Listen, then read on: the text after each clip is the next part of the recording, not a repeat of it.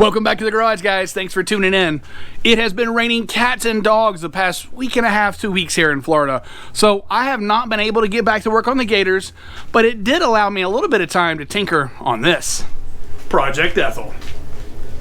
So you guys may remember we did a first start with Ethel, but we never actually put it in gear and tried to move her, so we really didn't know what we were working with. One of my issues is I'd never fired up the electrical system. So I went and bought a battery and I put power on the vehicle's harness for the first time in who knows how long. Surprisingly, no smoke came out of anything, and a few things have come back to life. For example, this electric fan has been uncovered and in the weather for who knows how long. And when I put power to it, I flip the little switch on the right, the fan comes on. So whatever that guy did to make his connections, he did a pretty good job. The engine itself has a bit of a homemade harness that comes back and attached to all the sensors. As you guys may remember, this thing has a plethora of gauges. It's got volts, speedometer, boost.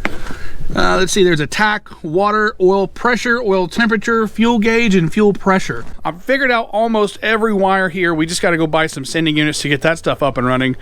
I have completed the connections for the coolant system, and we do have coolant in the vehicle currently.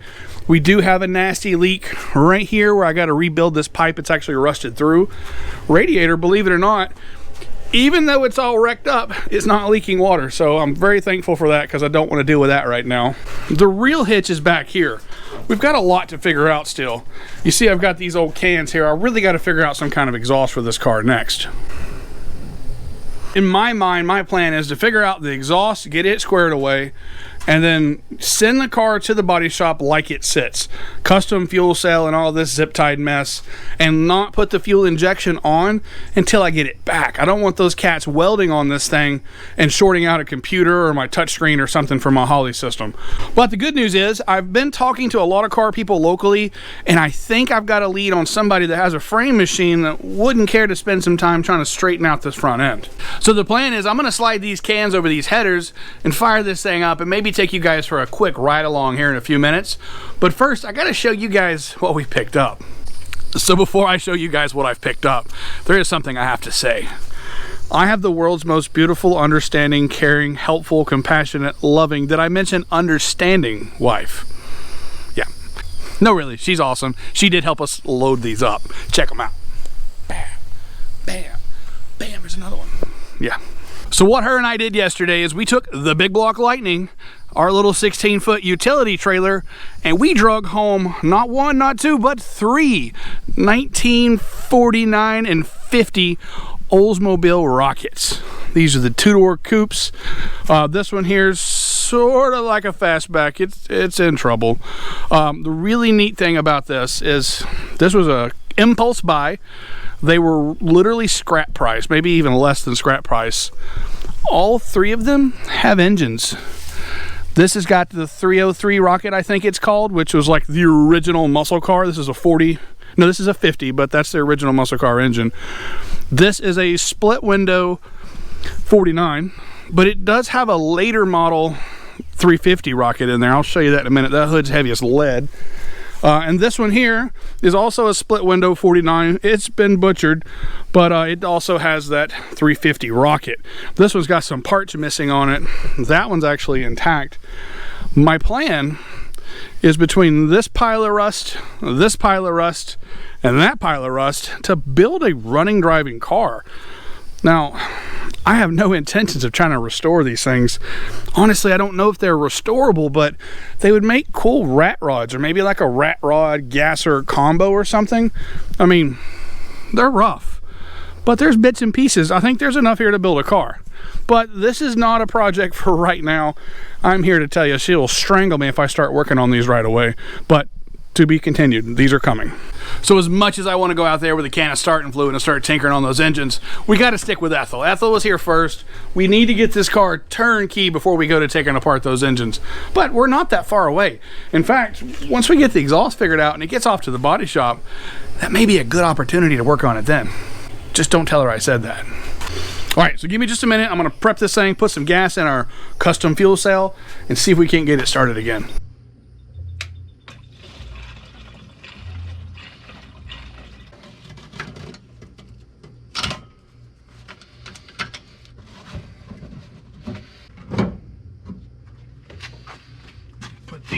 boys on here. That should stay.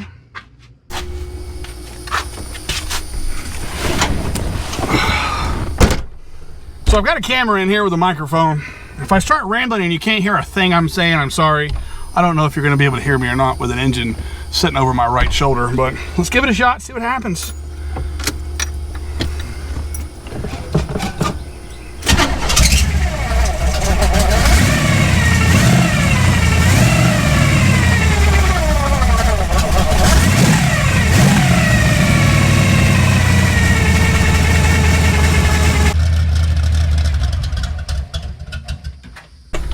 I'm gonna have to warm it up a little more than that. This carburetor is not great.